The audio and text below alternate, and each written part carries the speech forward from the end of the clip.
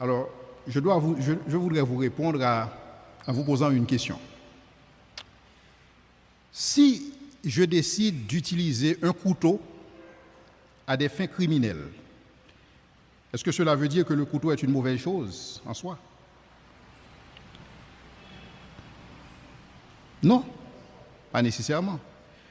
Je peux décider de faire une utilisation abusive de la foi chrétienne, de l'Église. Donc je peux l'utiliser pour perpétrer des abus, mais ça ne veut pas dire qu'il convient de blâmer le christianisme. Parce que nous ne sommes pas, si vous voulez, nous ne sommes pas des législateurs en matière du christianisme. Pour comprendre le christianisme, il faut se référer à la Bible, il faut se référer à la parole de Dieu.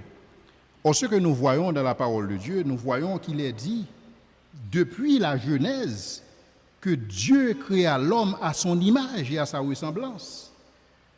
Donc, pour la Bible de révéler cette vérité dès le début, cela veut dire que dans la pensée de Dieu, l'homme étant créé à son image, possède une dignité absolue et inviolable. Donc, pour des hommes d'église et des femmes d'église, d'utiliser l'église, si vous voulez, le couvert de l'église, pour asseoir une pensée esclavagiste, cela veut dire que ce sont des gens qui sont sortis dans le sentier tracé par les Écritures. Donc ils ont laissé les Écritures et ils ont fait leur propre chose. C'est comme pour quelqu'un qui décide d'utiliser un couteau à des fins criminelles, alors que c'est ce même couteau que j'utilise pour faire la cuisine.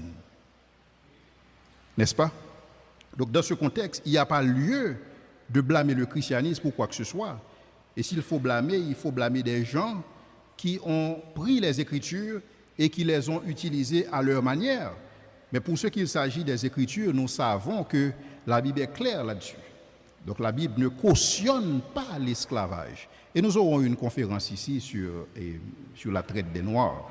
Et au cours de cette conférence, nous allons voir c'est quoi la position de la Bible et comment le christianisme a contribué à l'abolition de l'esclavage. Et si je peux tout simplement citer William Wilberforce, et qui lui-même, en tant que législateur, il a lutté beaucoup pour faire passer une législation afin d'abolir l'esclavage. Et quand William Wilberforce a pris position, il a pris position en fonction de ce qu'il comprend, de ce qu'il a compris dans les Écritures. Donc pour lui, pour lui de lire les Écritures et de savoir que nous sommes créés à l'image de Dieu, et c'est ce qui nous confère de la valeur. Et puisque nous sommes tous des créatures de Dieu, et donc nous avons une valeur absolue, et cette valeur doit être défendue.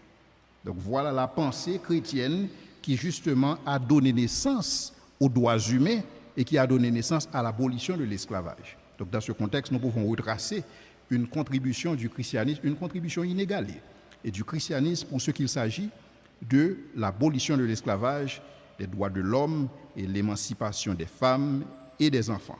Donc ça c'est historique, c'est prouvé. Il n'y a pas de controverse là-dessus. Tout simplement des gens qui essaient de blâmer la Bible pour ce que réalisent des gens et de manière mal intentionnée.